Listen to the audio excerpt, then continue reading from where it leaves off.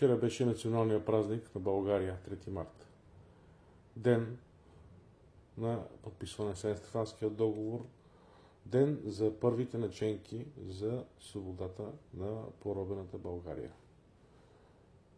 С огромно удоволствие гледах как на шипка се изявяваше българският трибагърник, как хора от всички градове на България се обединиха поне временно за няколко часа в една обща идея. И тя беше България. И почитането на жертвите на руско-османската освободителна война. От тук обаче аз имам един призив към всички българи. Нека само обединението да ни води.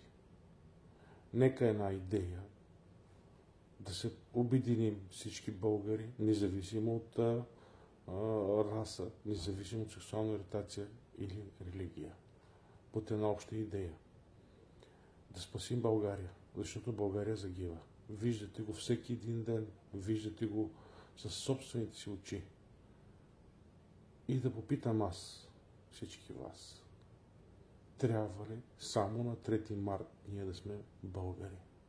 Трябва ли само на 3 март ние да възхваляваме саможертвата и да тачим трибагърника? Не трябва ли всеки ден, всеки един от нас по свой собствен начин да се опита да помогне за въздигането на нашата родина? Защото тя е на колене. Тя в момента е мачкана, поругавана, както нейната история, така и хората на територията на България.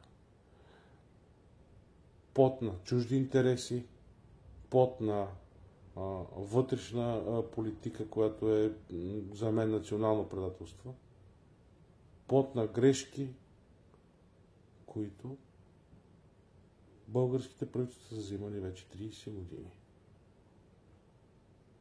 Трябва по някакъв начин да успеем да я вдигнем на крака.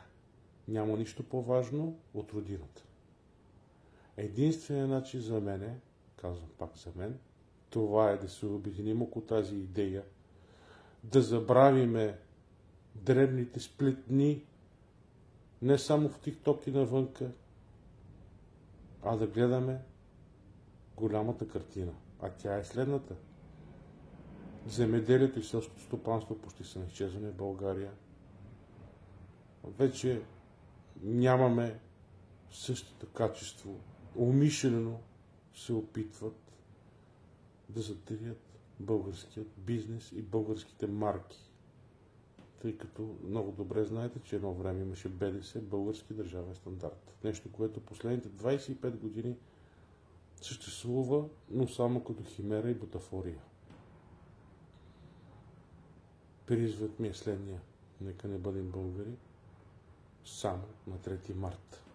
Нека да бъдем българи целогодишно и да се борим за нашата велика родина. Нека докажем, че за пореден път българите, когато сме притиснати и сме на колене, сме най-силни.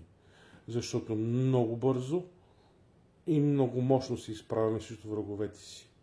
Доказвали сме го през всичките войни, в които ние сме били не само морални и физически победители, но и не сме давали никога български пряпорец да бъде пленен.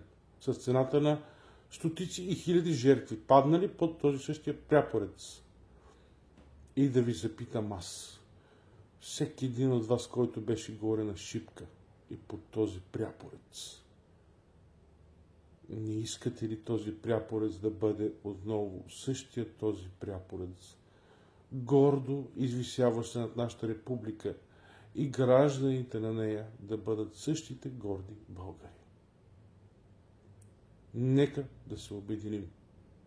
Независимо какви политически възгледи изповядвате, независимо каква е религията ви.